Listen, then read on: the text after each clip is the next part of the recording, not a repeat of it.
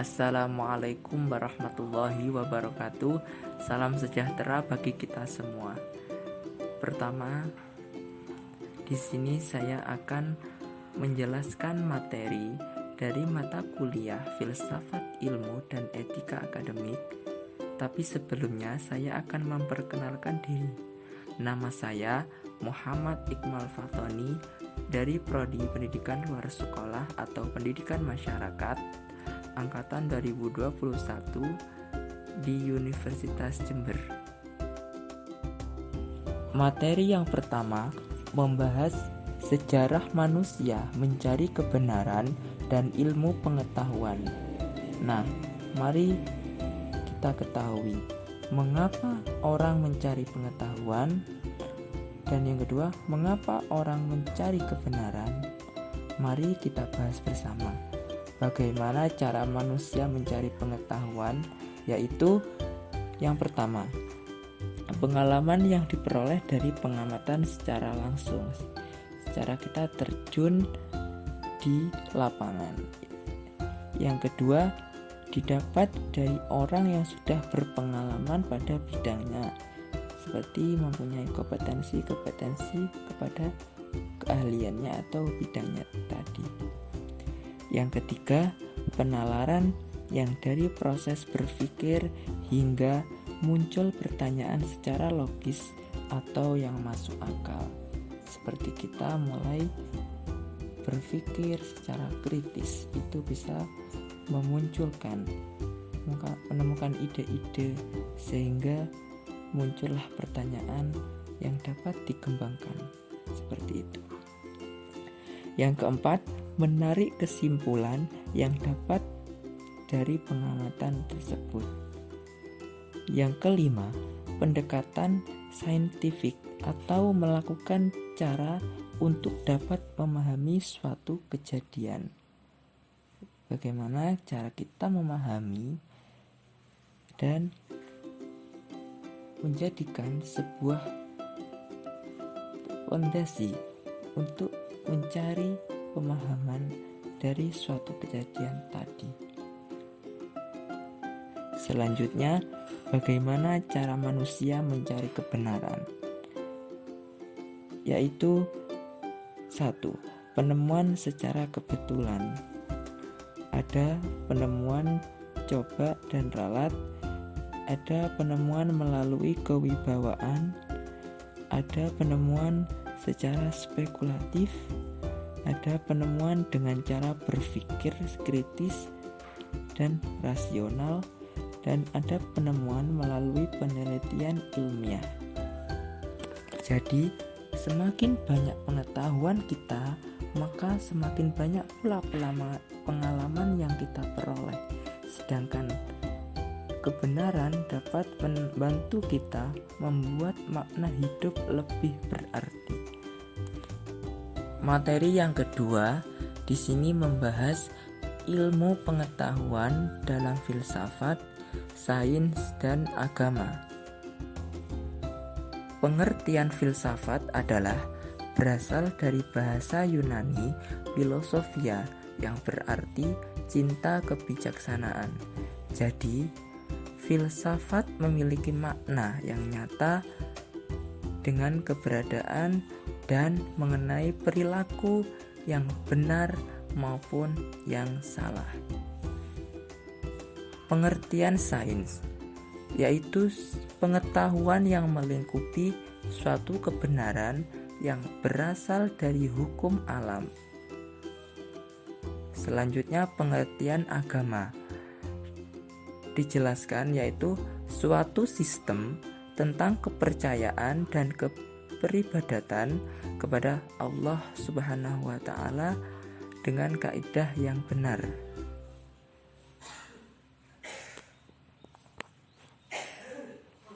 Kita lihat letak ilmu pengetahuan dalam filsafat, sains, dan agama. Yang pertama, filsafat diperlukan pada saat perkembangan sains menunjukkan sifat khusus keilmuannya dan memahami keterbatasan diri dan lingkungan. Yang kedua, Sains di sini mengikuti perkembangan zaman yang dimana bersifat dinamis atau bisa dikatakan berubah-ubah. Yang ketiga, agama. Agama memiliki cangkupan ilmu yang luas, tidak hanya berkaitan dengan dunia, namun juga terkait dengan akhirat. Materi yang ketiga, aliran-aliran mendapatkan kebenaran, yaitu aliran empirisme, idealisme, rasionalisme, dan masih banyak yang lain. Perlu kita ketahui perkembangan filsafat ilmu dari waktu ke waktu perlu kita ikuti dan pelajari. Kita akan membahas beberapa aliran yang ada di dalam filsafat ilmu dan menjelaskan semua aliran filsafat ilmu yang ada. Dalam perkembangannya bisa berubah menjadi suatu aliran pemikiran atau paham yang mempunyai pengikut sendiri-sendiri. Dengan mengetahui aliran dan pengikutnya, maka akan mudah bagi kita untuk menetapkan pemikiran filsafat yang ada. Beberapa aliran atau pengertian aliran dalam filsafat ilmu yang akan kami jelaskan lebih lanjut. Pengertian idealisme, yaitu suatu aliran yang mengajarkan bahwa hakikat dunia fisik hanya didapat dan dipahami kaitannya dengan jiwa dan roh. Kemudian pengertian empirisme, yaitu aliran yang menjadikan pengalaman sebagai sumber pengetahuan atau dengan cara observasi. Pengertian rasionalisme, yaitu suatu aliran yang berasal dari cara kita berpikir yang logis atau masuk akal. Teori-teori kebenaran terdiri dari teori korespondensi.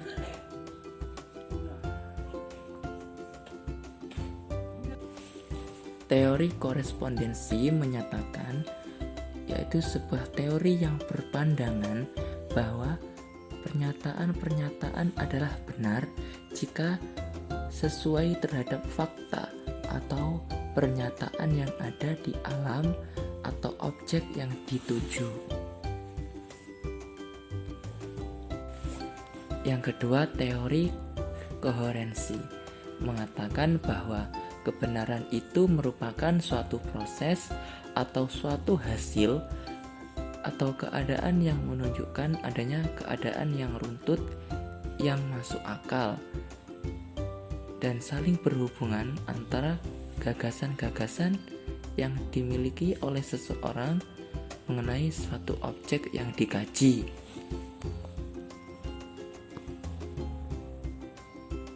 Selanjutnya, teori pragmatisme. Pragmatisme adalah aliran yang menekankan pemikiran itu berdasarkan tindakan yang memiliki kegunaan bagi kehidupan nyata. Berikutnya, teori performatif yang menjelaskan suatu pernyataan dianggap benar jika ia menciptakan realitas. Jadi, yang benar bukanlah pernyataan yang mengungkapkan realitas, tetapi justru pernyataan itu tercipta realitas sebagaimana yang diungkapkan dalam pernyataan itu. Yang terakhir, agama sebagai teori kebenaran. Dalam suatu kehidupan masyarakat beragama, ilmu adalah bagian yang tak terpisahkan dari nilai-nilai ketuhanan, karena sumber ilmu yang hakiki adalah dari Tuhan, seperti kita mematuhi perintahnya dan menjauhi larangannya.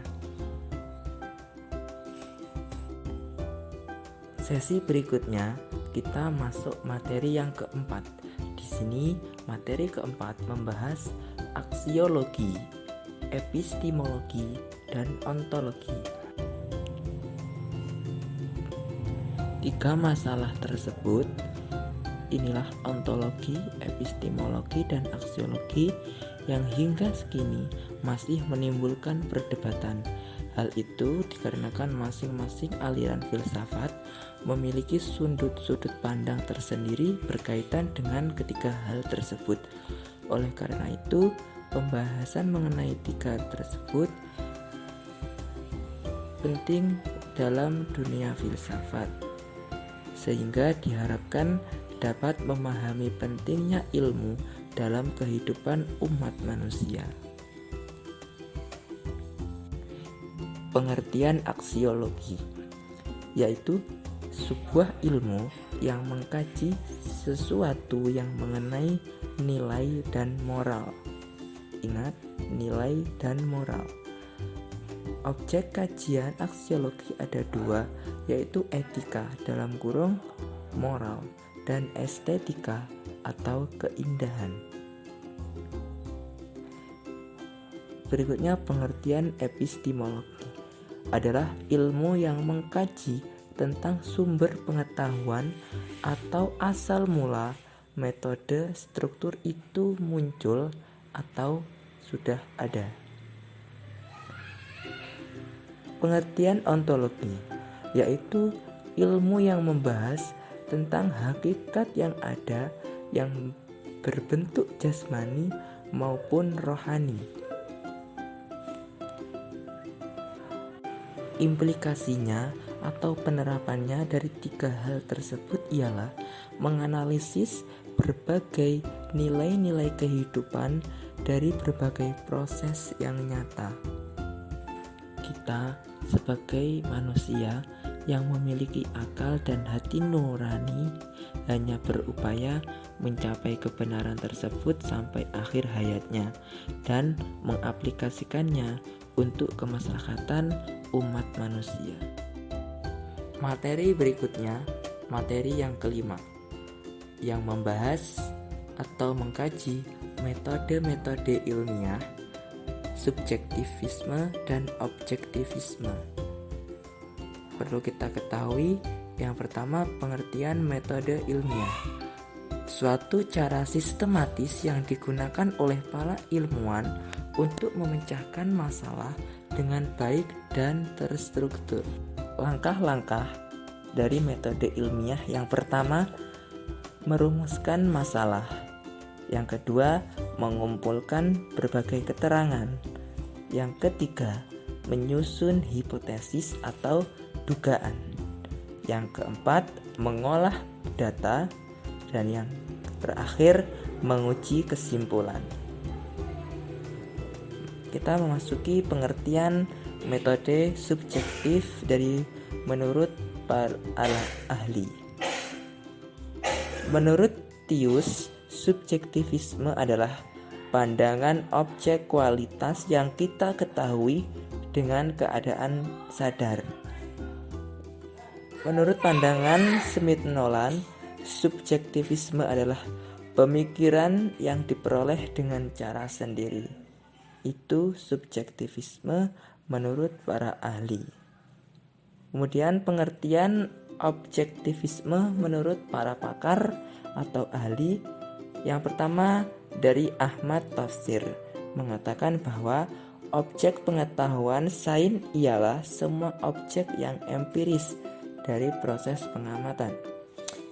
Yang kedua dari Haji Ahmad Mustafa yang memahami bahwa hakikat tentang Tuhan, tentang manusia, dan tentang segala yang nampak di hadapan manusia.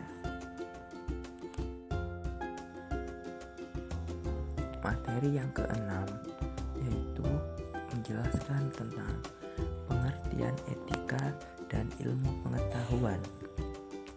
Mari kita ketahui terlebih dahulu apa pengertian etika. Istilah etika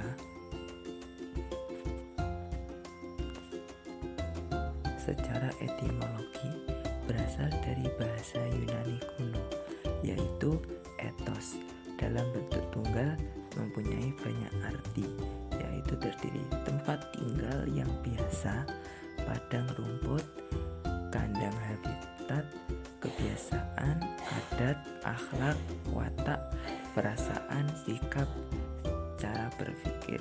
Sedangkan dalam bentuk jamak, artinya adalah adat istiadat. Kata etika bisa dipakai dalam arti nilai atau norma moral yang menjadi pedoman seseorang atau suatu kelompok dalam mengatur tingkah lakunya.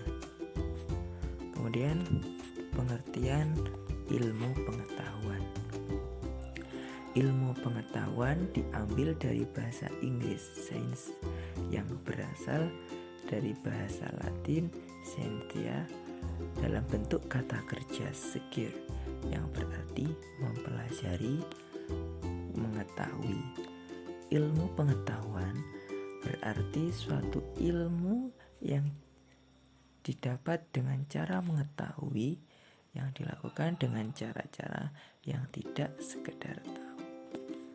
Adapun definisi ilmu pengetahuan menurut para ahli, salah satunya menurut Muhammad Hatta adalah pengetahuan atau studi yang teratur tentang pekerjaan hukum umum, sebab akibat dalam suatu kelompok masalah yang sifatnya sama, baik dilihat dari kedudukannya maupun hubungannya.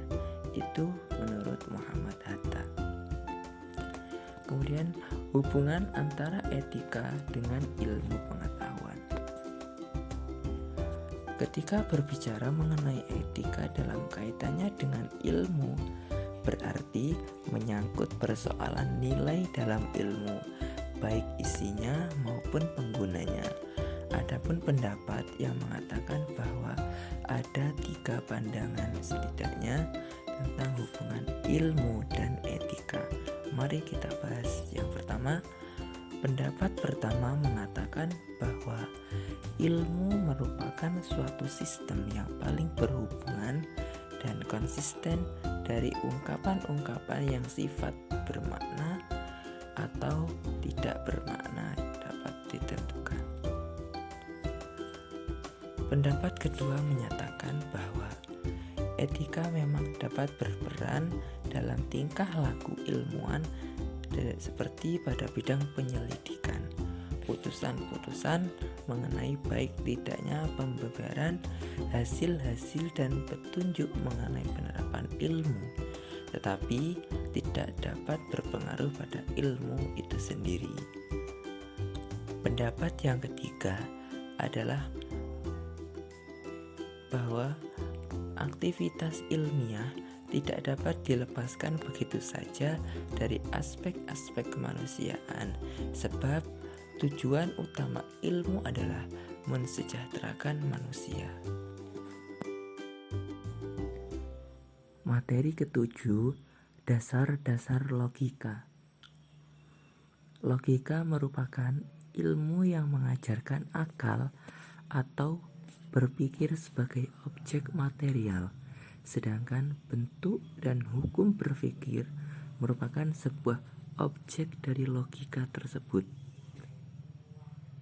Macam-macam logika ada 2, terdiri dari logika kodratiah dan logika ilmiah. Dikatakan logika kodratiah karena dalam logika ini suatu akal dapat bekerja menurut hukum-hukum logika dengan cara yang spontan. Namun, dalam hal tertentu, akal budi manusia dapat dipengaruhi oleh keinginan-keinginan dan kecenderungan yang subjektif. Kalau logika ilmiah, logika ini berfungsi untuk membantu logika kodratiah. Logika ini memperluas dan mempertajam pikiran dan akal budi. Dengan bantuan logika ilmiah ini, suatu akal budi dapat bekerja lebih tepat dan teliti. Fungsi logika mengajarkan kita mudah menghindari sesat pikir, dan kita mudah memberikan alasan dalam berpikir secara ilmiah. Itu merupakan fungsi dari logika. Jadi, logika ialah suatu ilmu yang mempelajari, menyusun, mengembangkan, dan membahas asas yang dapat dinalar dan dipertanggungjawabkan secara rasional atau masuk akal. Materi yang ke-8 dengan pengertian logika sesat pikir. Pengertian hasil dari pertimbangan akal pikir yang diutarakan dari kata sebenarnya tidak logis dan menyesatkan tanpa memperhatikan hubungannya, seperti contoh kucing yang berkumis dan Rega yang berkumis. Berarti Raga adalah seorang kucing. Itu menurut pengertiannya. Strategi untuk menghindari dari kesesatan berpikir yaitu kita harus pandai memilah dan memilih antara yang baik dan yang buruk, dan tetap berpikir kritis terhadap yang akan kita sampaikan. Karena banyak kata yang menyebabkan kita mudah terpengaruh, terjerumus karena kata dan bahasa dan makna yang berbeda-beda tersebut. Maka kita perlu tegas dan jelas terhadap masalah tentang cara berpikir agar tidak kebawa kesesatan. Alhamdulillahirrabbilalamin. Dengan adanya video ini semoga menjadi berkah dan manfaat bagi kita semua. Terima kasih atas perhatiannya dan mohon maaf atas segala kekurangannya. Assalamualaikum warahmatullahi wabarakatuh.